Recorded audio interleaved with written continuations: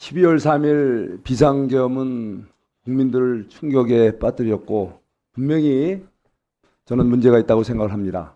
하지만 이 엄중한 비상계엄 사태에 대해서는 왜 이런 비상계엄 사태가 발생했는지에 대한 배경서부터 또 과정 또 최종 그것이 미치는 여러 가지 우리 사회에 미치는 종합적인 영향을 냉철하게 공정하게 엄정하게 따져보고 이거에 대해서 우리가 다시는 이런 일이 없도록 불행한 역사가 반복되지 않도록 해야 될 우리 책임이 있다고 보고 그 중심이 바로 오늘 이 법사위 이 자리라고 생각을 합니다.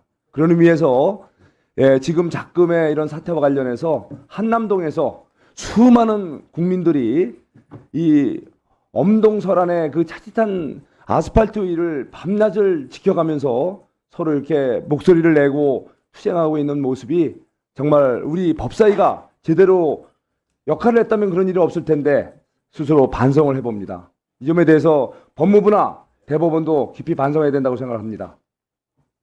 자, 이 사태와 관련해서 지금 체포하겠다고 합니다.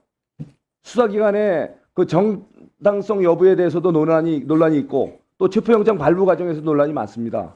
이러한 과정에서 그 체포영장을 집행하는 과정에서 엄청난 국민적 갈등 지금 첨예하게 벌어지고 있습니다. 이 엄중한 시기에 그래도 이런 모든 문제를 좀 해결하고 제대로 따져보자고 오늘 이번 특검법을 발의한 거 아닙니까?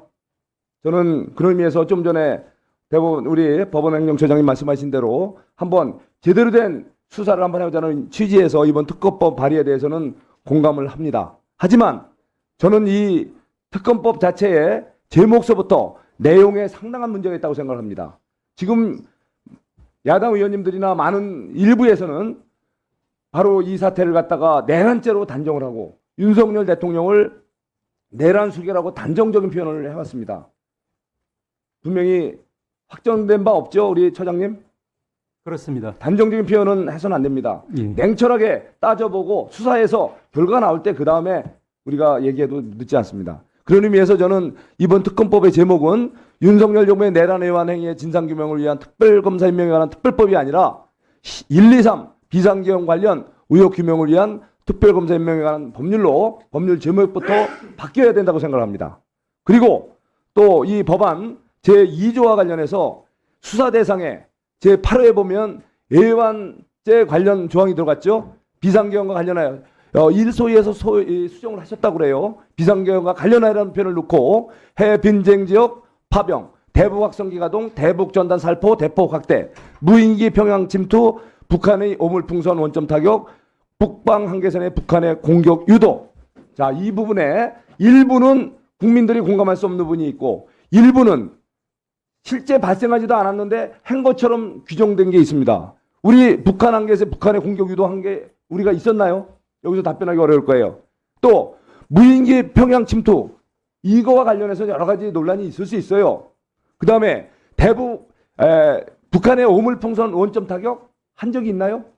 자, 이러한 이 법에 내란 혐의로 조사하는 건 좋다 이거예요. 그렇지만 단정을 할 수는 없잖아요. 그런데 여기에다가 또 이것도 부족해서 애완죄까지 넣겠다는 거예요. 지금 하나하나가 우리 대한민국 안보를 담보하기 위한 정상적인 행위조차도 마치 애완죄처럼 이 문구에 들어갔다는 것은 이걸 한마디 이 법의 정당성을 상실하는 겁니다. 저는 이번에 이 애완죄 관련 법을 넣음으로 해서 그동안 부결된 바로 이 1, 2, 3 계엄 관련 특검법은 정당성과 모든 이런 국민적 공감을 얻는데 실패했다고 생각합니다. 그런 의미에서 저는 부결돼야 된다고 생각합니다. 자, 다음에 또 있죠. 자, 2조 1항 11호에 보면 여기에서 1호부터 10호까지의 각종 사건 수사 과정에서 인지된 관련 사건도 수사 대상에 넣도록 되어 있습니다. 자, 이 수사는 가급적인 신속해야 되고 또 빨리 국정 안정을 찾자는 게 이번 특검법의 취지임에도 불구하고 관련해서 인지된 모든 사건을 수사하겠다는 거예요. 이것은 다른 법에서 찾아보기에는 과잉수사 원칙 아닙니까? 과잉수사 여지가 있습니까 없습니까? 법무부 우리 장관장님. 예, 그래서 지난번 소위 때도 요 관련 사건에 대해서는 그런 문제가 제기돼서 맞습니다. 직접 거기다가 바로 이 공직자의 수사방해 행위에 대해서도 굉장히 불명확한 규정이 많다는 얘기예요.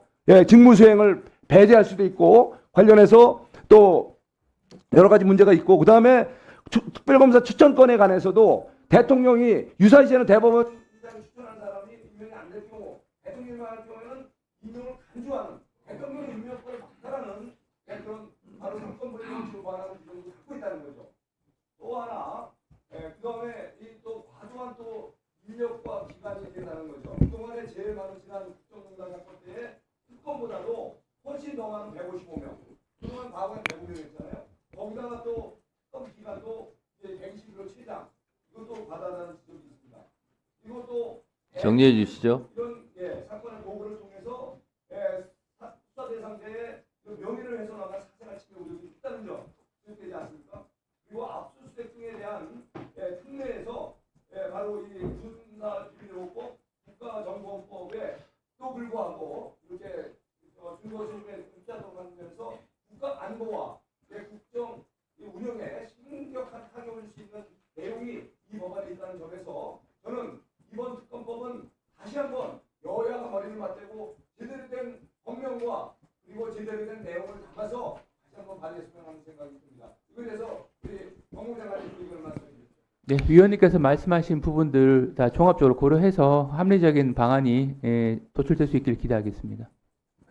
스픽스는 말하는 언론입니다. 대세는 유튜브, 그중에서 스픽스. 좋아요, 댓글, 구독, 알림 설정. 여러분이 저희를 사랑해 주시고 우리가 여러분을 사랑하는 4가지 방법입니다.